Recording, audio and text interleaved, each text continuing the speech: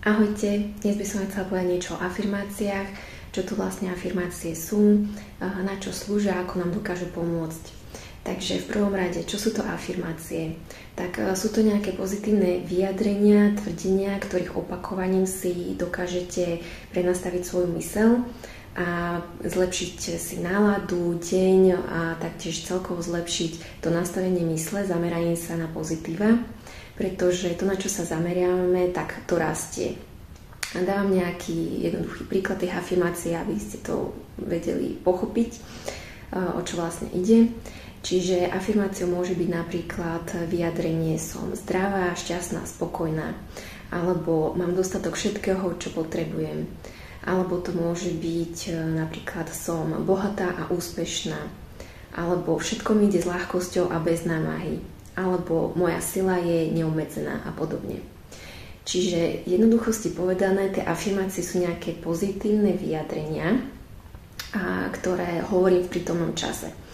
Pozitívne tým myslím, že nebudem afirmovať, že nie som chorá, pretože tam je vlastne tá pozornosť zameraná na to slovo viac chorá, ale otočím to a vlastne poviem, že som zdravá.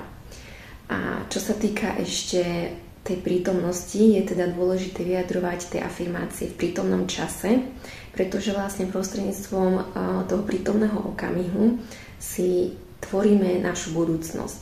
Čiže nebudem afirmovať, že budem zdravá, šťastná, spokojná, ale použijem vetu som zdravá, šťastná a spokojná. Čiže takto skrátke nejak vysvetlenie, teda k tomu, že čo sú afirmácie.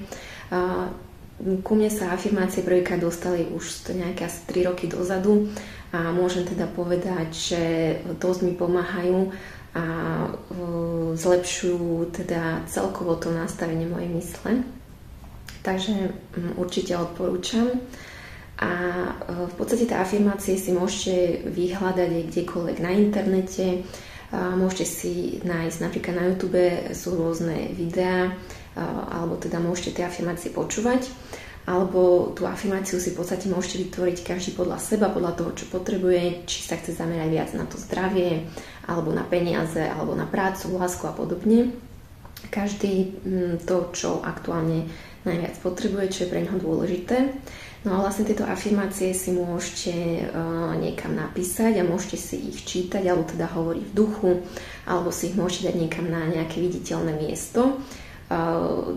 Dôležité je, aby ste sa im dokázali dostatočne často nejak venovať, respektíve si ich aspoň opakovať v duchu, pretože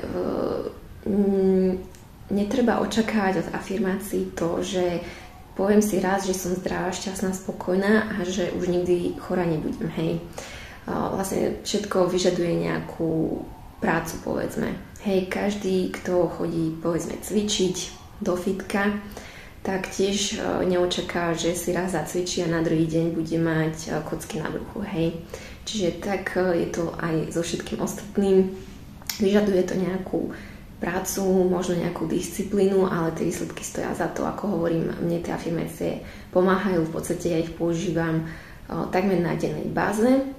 A teda koho možno zaujíma viac táto téma afirmácií a možno rád by si nejaké afirmácie prečítal, tak v podstate mám na Instagrame vytvorený svoj profil pod názvom Afirmácie pre sebarozvoj, kde vlastne zdieľam nejaké afirmácie aj pre iných ľudí. Takže kto má záujem, kľudne sa pozrite. A tak ako som povedala, prostredníctvom afirmácií si vieme vytvoriť v podstate to, čo chceme. A napríklad, keď ráno staneme, si môžeme afirmovať napríklad, že dnes máme krásny a úspešný deň.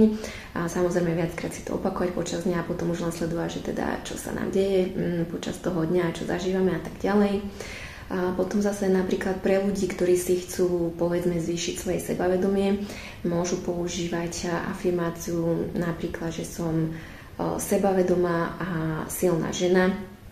A v prípade žien muži si to prevedú teda do tej mužskej osoby, alebo v prípade ľudí, ktorí sa chcú zamerať napríklad skôr na financie, tak môžu používať afirmáciu peniaze ku mne prichádzajú ľahko a často, som magnet na peniaze alebo rôzne iné. Naozaj tých afirmácií je nespočetne veľa a každý si ich môže upraviť podľa seba a dôležité je tam teda to, aby sa človek zameral na to pozitívne a teda vyjadroval to v tom prítomnom čase.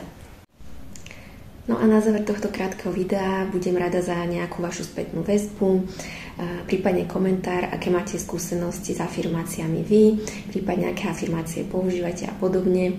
No a budem sa na vás tešiť pri nejakom ďalšom videu. Ahojte.